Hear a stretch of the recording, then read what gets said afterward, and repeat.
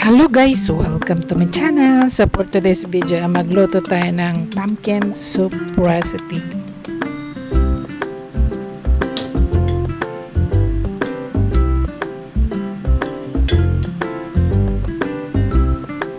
So meron tayong pumpkins, may carrots, corn, pork bone, chestnut, brown dates, ginger, and bitter almond.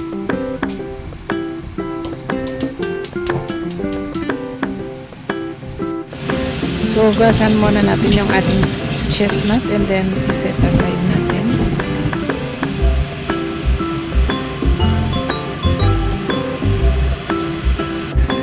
And then, balatan natin yung ating mais and then saka natin i-chop.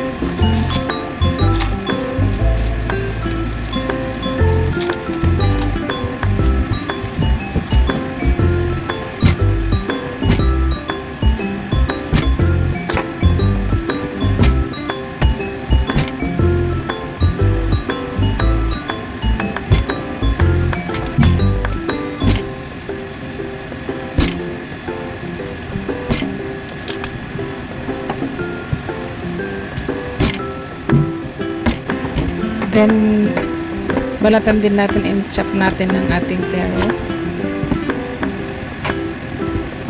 And then, tanggalan natin ng seeds at saka hugasan lang natin yung ating pumpkins. No need nang tanggalin yung skin kasi pang soup siya.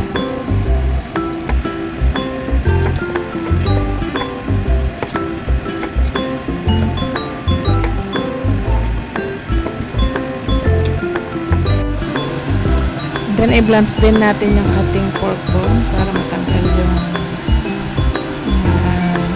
extra dirt. Then, saka natin hugasan.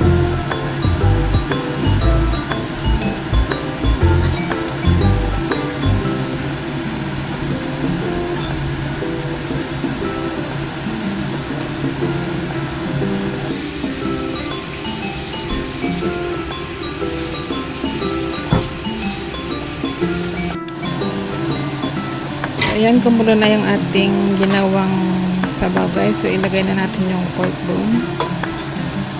At ilagay na natin lahat ng mga ingredients.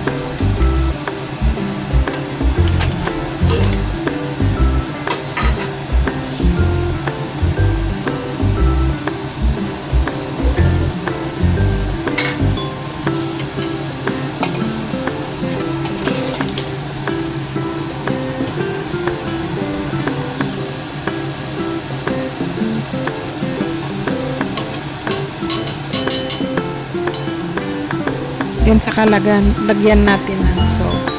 Then, pakuluan natin ito ng 2 hours.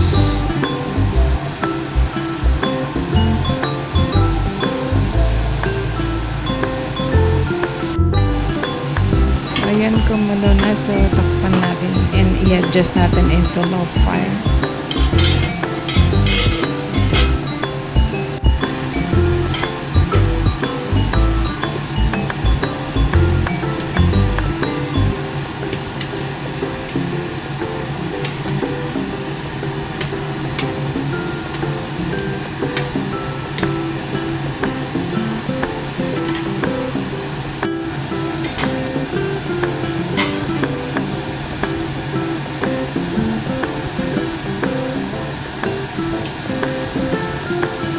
Ayan, naluto na siya. So, ganun lang kadali guys. Pagsamasamahin lang natin yung lahat ng mga ingredients. Ayan, masarap siya. So, ilagay na natin sa isang bowl. Ayan, napakasarap.